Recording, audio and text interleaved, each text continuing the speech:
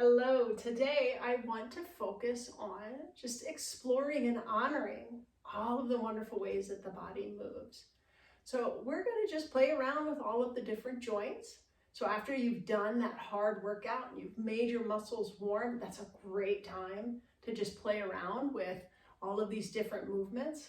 Another great time is to just do it in a softly lit room at bedtime to just prepare yourself and settle the body. So we're going to start off, we're going to work from the head down to the toes. So just find an easy, comfortable sitting position. You can do this in a chair. You can do it sitting cross-legged or any way that feels comfortable for you. So we'll just take that moment to feel those sit bones pressed in and make sure we have this grounded, tall, supported spine. And we're going to start off with just exploring the neck. Drop the chin to the chest. Let that ear roll over to the shoulder and take it around in some big circles. Notice a tendency for the shoulders to want to start pulling up here, but see if you can focus on keeping them soft and relaxed.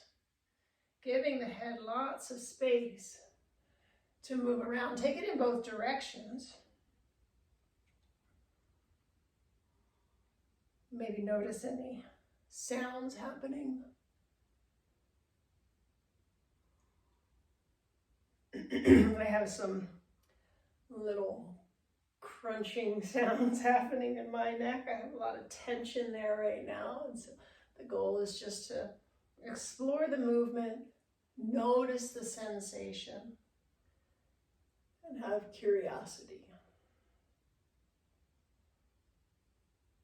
Nice. All right, we're going to move into the shoulders so we can start shrugging them up and forwards and down and back and then in the other direction. Feeling those muscles here in the neck and the shoulders, those trapezius muscles, really moving those shoulder blades up and down. And now we're going to explore that full motion of the arm at the shoulder. So the shoulder is our most mobile joint. And because of that increased mobility, it oftentimes puts it at a little more risk other direction for some injury. We're just drawing these big circles, but we can also open up, pulling back, and wrap around, rounding the back. Nice. Taking it up and wrapping it back behind the back, peeking those fingers out. Other side up. Wrap it around the back, peek out the fingers, maybe even take it up and over. And a little bit of a cow face pose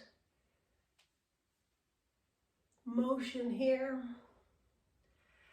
Another movement coming forward. We can wrap those arms and find those eagle arms. That's going to get us into the elbow movement as well. We also have the spinning motion. Explore that a little bit. How about those wrists? Giving them some movement. Pulling them back, pulling them forward, pulling them in little twists, and maybe curling up the fingers and spreading them out.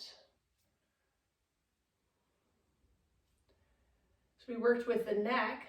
We started with the spine as we hinged forward, but let's take that spinal flexion a little bit deeper.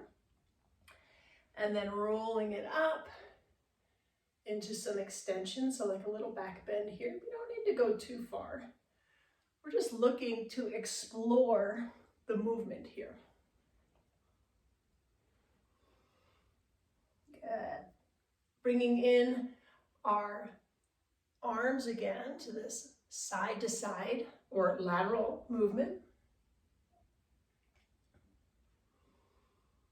Nice little side bend and feel that movement in the spine, keeping both sit bones grounded.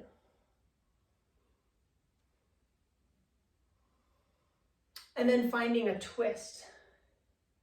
So we have some nice twisting motion here that we can get in the spine. So again, grounding into those sit bones, tall in the spine, draw the belly button back. That's going to help us find that twist along the entire spine as you look back over that shoulder. Pressing up through the top of the head. Feeling that energy and take it over to the other side.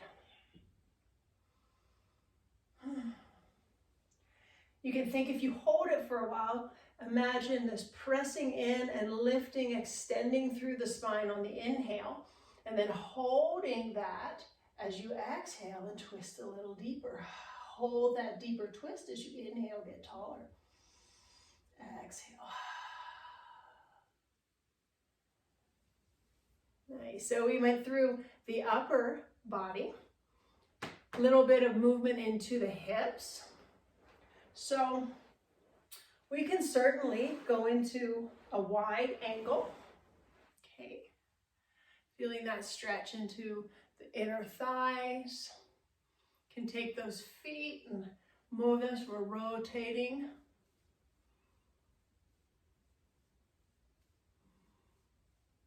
Good. We can take the feet together and allow the knees to come out. So there's a little bit deeper opening here. This is our external rotation into the hip. And if it feels good to lift the hips a little bit here as you press the feet. And just notice what works and what stretches, what releases. And release. Let's take it in the other direction. The knees come together and the feet walk out to the sides.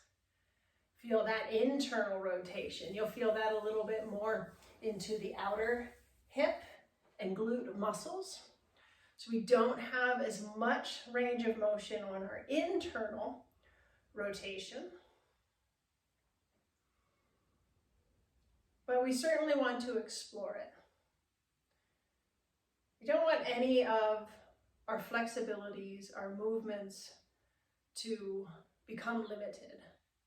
So exploring these. Let's go into some eagle legs. I'm going to let one leg go straight. I'm going to cross the other one over, and then I'm going to bend this one.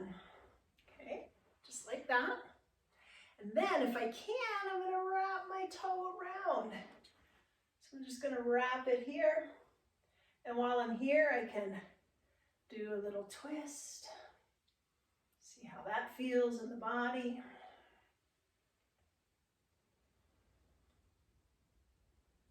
Unwrap, let's let the other leg go straight.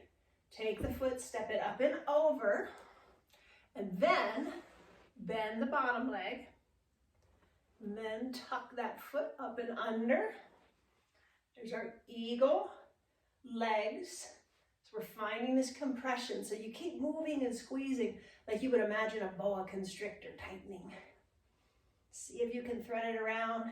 And then once you've found that, see if you can find a little movement by rocking back and forth. So you'll actually come up off of one sit bone here as you do this. But notice how the sensation changes.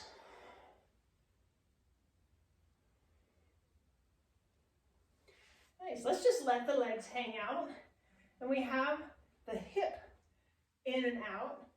But we can also anchor a little bit and get into the muscles of the feet or the joints at the ankles. So we have an inversion. That is those toes pointing towards each other. You can feel that nice little stretch out here, a little working here into the shin muscles.